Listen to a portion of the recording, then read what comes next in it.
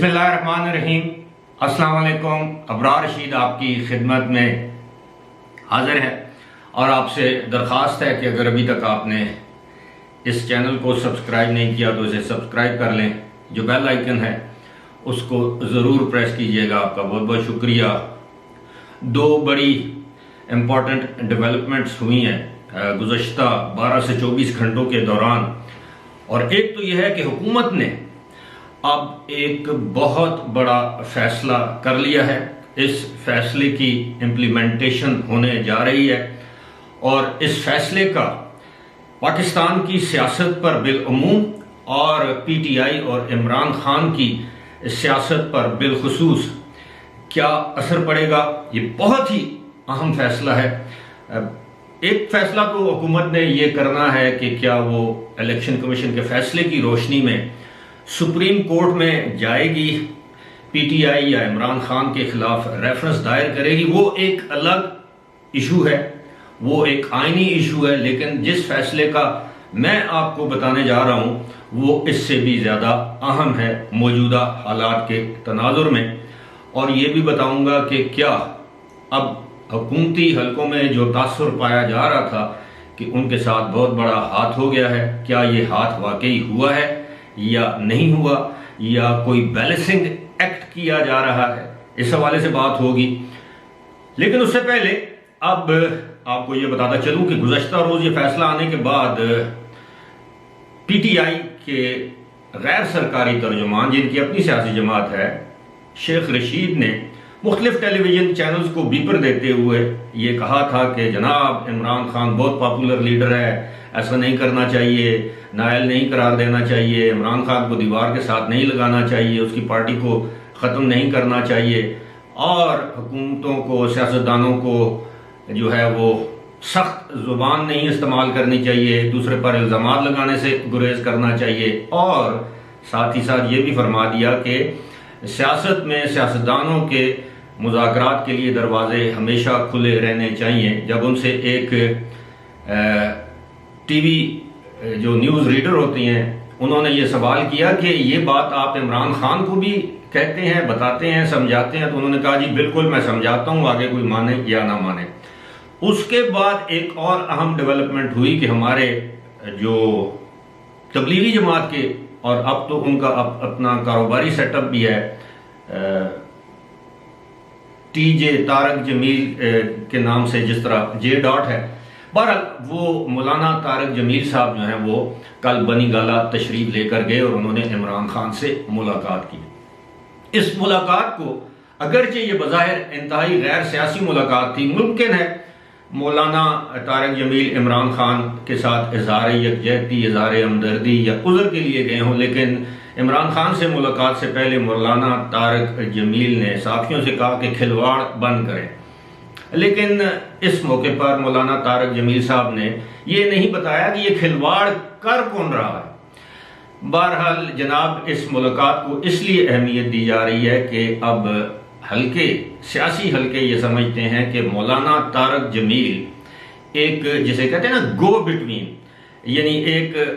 मुज़ाकरात के लिए हुकूमत और अपोजिशन, यानी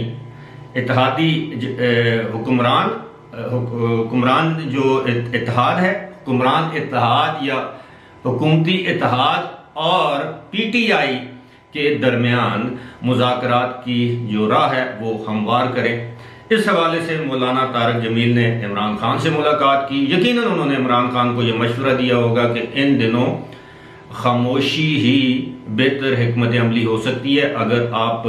मजीद इल्ज़ामात लगाएंगे तो आप एक के बाद दूसरे इदारे को अपना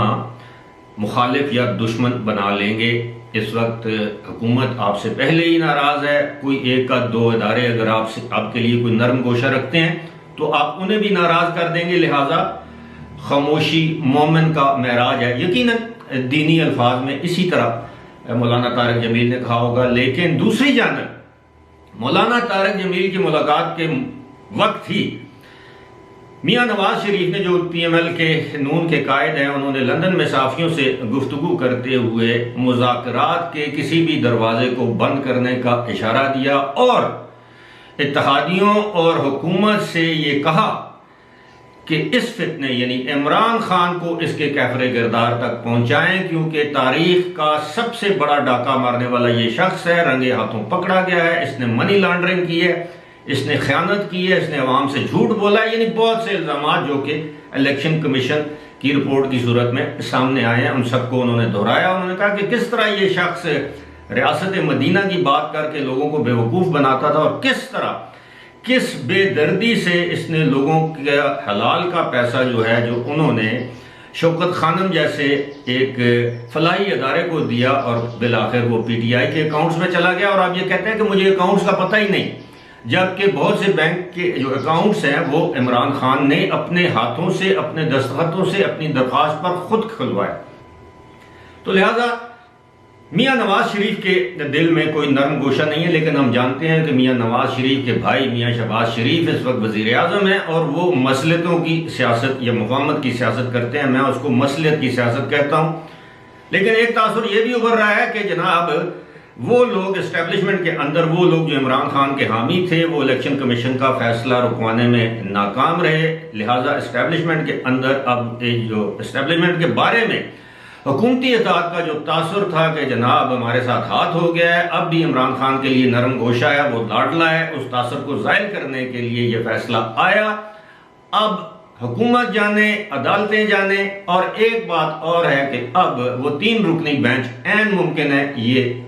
जब हुकूमत रेफरेंस या वो सुप्रीम कोर्ट में ये फाइल करेगा अपनी जो डिक्लेरेशन है कि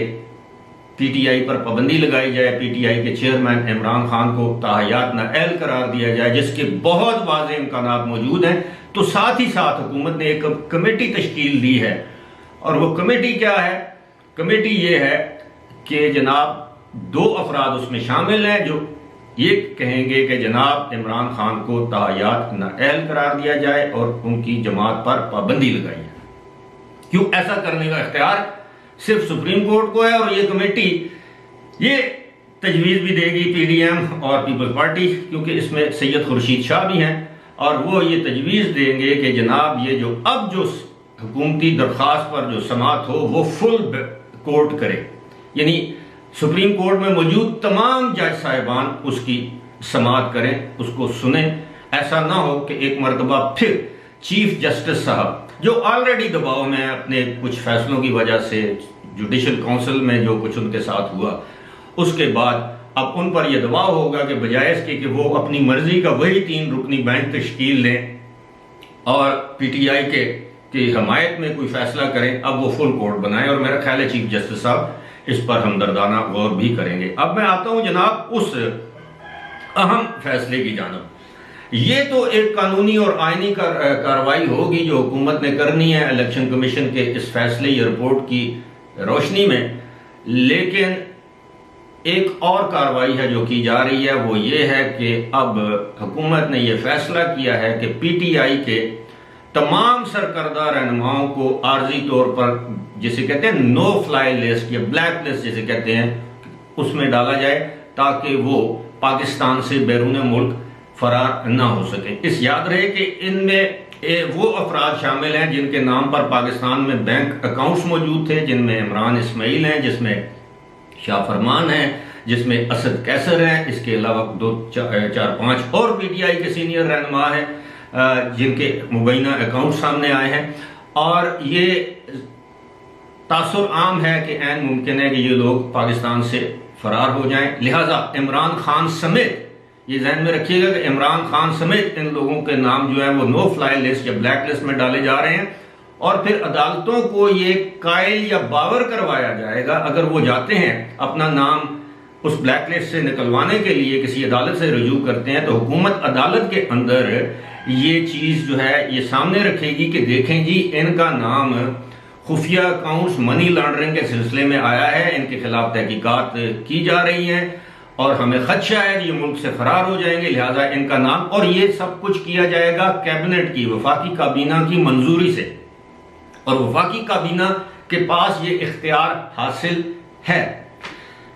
अब जो कुछ इमरान खान ने अपने दौरे हुकूमत में उस वक्त की अपोजिशन और उस वक्त के अपोजिशन रहनुमाओं के साथ किया, आज कमो बेश उसी सूरत हाल का सामना उनको खुद है। इस तरह की भी इतलात हैं कि कम अज कम पीटीआई के 2 ऐसे रहनुमा हैं जिनके नाम पर अकाउंट खोले गए या जिनके अकाउंट्स में रकूमात आती रही, उन्होंने ये हुकूमत से या हुकूमती कुछ ओहदेदारों से रब्ता किया है कि जनाब हमें तो इसका इल्म ही नहीं था, हमसे इंक्वायरी करें, हमारे बयानात ले लें, हम बयान हल्फी देने के लिए तैयार हैं कि हमारा इन अकाउंट से के साथ कोई ताल्लुक नहीं है। ये पीटीआई के अकाउंट्स थे और इनको ऑपरेट पीटीआई के चेयरमैन इमरान खान कर रहे थे। दूसरी जानब बहुत से एमएनए हजरात ऐसे हैं जो अब सोच रहे हैं कि हम बाइज्जत तौर पर इस्तीफा ही दे दें कि अगर पीटीआई पर पाबंदी लगती है सुप्रीम कोर्ट की जानिब से तो वो 5 साल के लिए नाअहल भी हो सकते हैं, इसलिए बेहतर है कि वो कौमी असम्बली से इस्तीफे दें। इस्तीफे तो उनके पहले ही कौमी असम्बली के स्पीकर के पास जमा है और वो ये चाहेंगे कि वो कौमी असम्बली के स्पीकर के पास जाकर ये कहेंगे जी हाँ हमने अपनी रजामंदी से ये इस्तीफे दिए हैं, अपनी मर्जी और ख्वाहिश के मुताबिक दिए, हमारे इस्तीफे मंजूर करें। इस्तीफे मंजूर करके वो इलेक्शन कमीशन को खत लिख देंगे, इलेक्शन कमीशन उनको डिनोटिफाई कर देगा, उनकी जगह मुस्तकबिल में ज़िमनी इंतखाबात होंगे और उन ज़िमनी इंतखाबात में ऑब्वियसली वो या तो आज़ाद हैसियत से इलेक्शन लड़ेंगे या किसी और सियासी जमात के टिकट पर इलेक्शन लड़ेंगे। तो यूं एक एक करके आने वाले दिनों में एक बहाने से या दूसरे बहाने से ये अफराद जो हैं वो पीटीआई का साथ छोड़ सकते हैं। गुज़श्ता रोज भी एक करारदाद कौमी असम्बली में पेश की गई जिसमें बताया गया कि 4 अरकान कौमी असम्बली और चारों का ताल्लुक जो है वो पीटीआई से है, वो 40 दिन से ज़ायद से गैर हाज़िर है कौमी असम्बली से, लिहाजा उनकी रुकनीयत खत्म की जाए। तो ये आने वाले जो दिन हैं बड़े